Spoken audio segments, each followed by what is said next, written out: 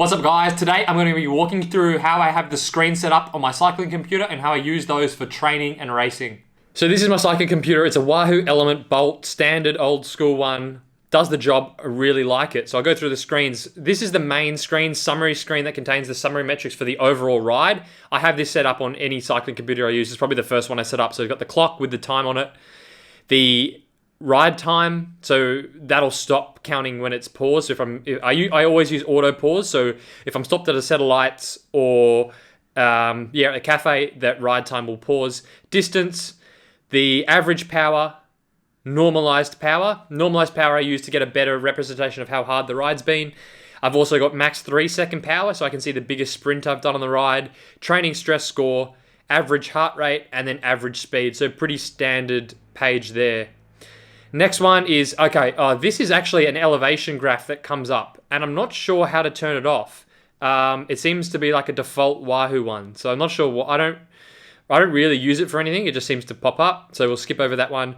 This one is my racing screen. So this contains lap time and lap distance. So what I'll do is, when I start a race, I'll hit lap, and that way I can see how far into the race I am in terms of time and distance.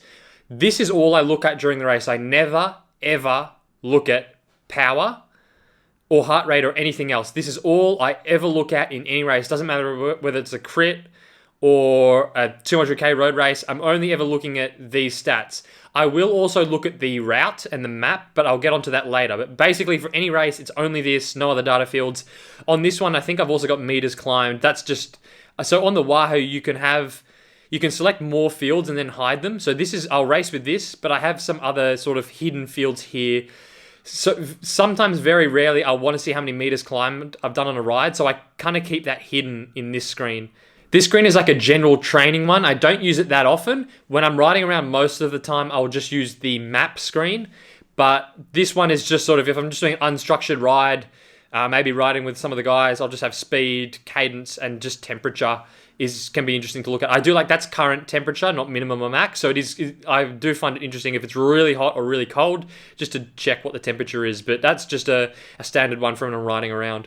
This is my lap summary screen. So it only appears once I've done a lap.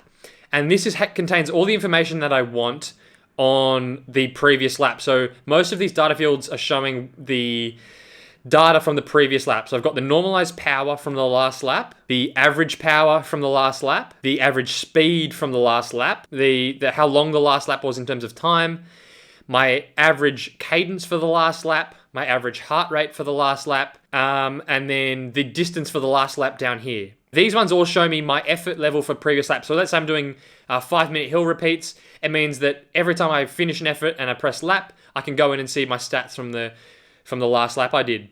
The one I also have on here is max lap power. So that's the max power in the current lap. And what I use that for is when I'm doing my sprint training sessions. So what I'll do is, anytime before a sprint, I don't do this directly before a sprint. So anytime as I'm just rolling around, I'll press lap. And then that'll reset my max power for the current lap. And then when I do a sprint, this will show me how big the sprint was. And that means I don't have to sort of do some awkward lap pressing straight as I go into the sprint or straight after. I just press lap sometime in the recovery period, do my sprint, check what my max lap power was. Okay, I did 1,000 watts. Cool, check that, press lap again, and then I'm ready to go and do another sprint. And that refreshes each time. So it's a really useful field to have. Next page is my workout screen, my training screen. I never, ever use the structured workout feature on this Wahoo. I just remember what power I'm trying to hit for my efforts, and I go out and do them. I never use the structured workout. So this is essentially my structured workout screen when I'm doing intervals. So I've got 3-second average power. That's basically the power I'm doing at the moment. I don't use instantaneous power because it jumps around too much. Most indoor training platforms will also use a 3-second smoothed average. That's pretty much just your current power. Then I've got my lap power, so I can see what average power am I sitting on for the lap I'm in, and obviously time there. I need to know how long my lap is. Next one up here, this is the 30-second average power, a field I really like to use. So the problem with 3-second power is it jumps around too much, especially as you get fatigued. Let's say I'm doing, let's say 20-minute efforts. 20-minute efforts at threshold, and I'm sort of 15 minutes in, and I'm trying to hold my power steady. But I'm starting to lose I'm starting to lose the focus and the concentration because the effort's getting real hard. So then I start sort of looking up, looking down, eyes are sort of shut. Like it starts to become more difficult to focus straight on the power as you get more fatigue. So I find the 30-second average is really good because you can just have a quick glance down.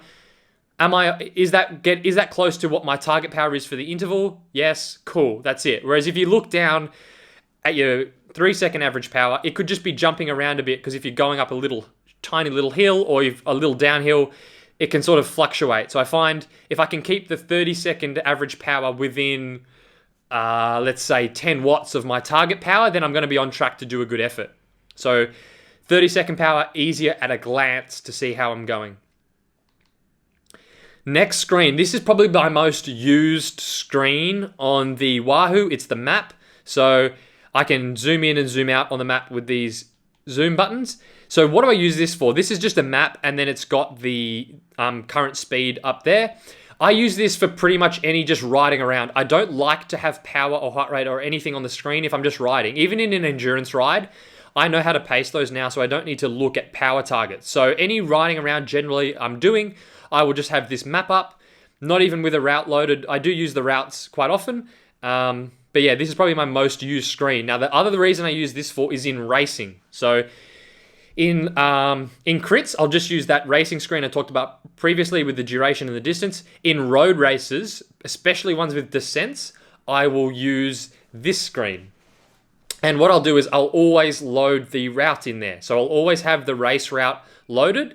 And that way, I mean, for most of the National Road Series races here in Australia, I'm the road captain, so it's important for me to have changes in direction and when the climbs are coming up, so I can let the guys know, make sure everyone knows what's coming up. So I have to do that for that reason. But how I use it for myself in races is especially on descents. I'm an okay descender, not a great, super skilled, super fearless descender.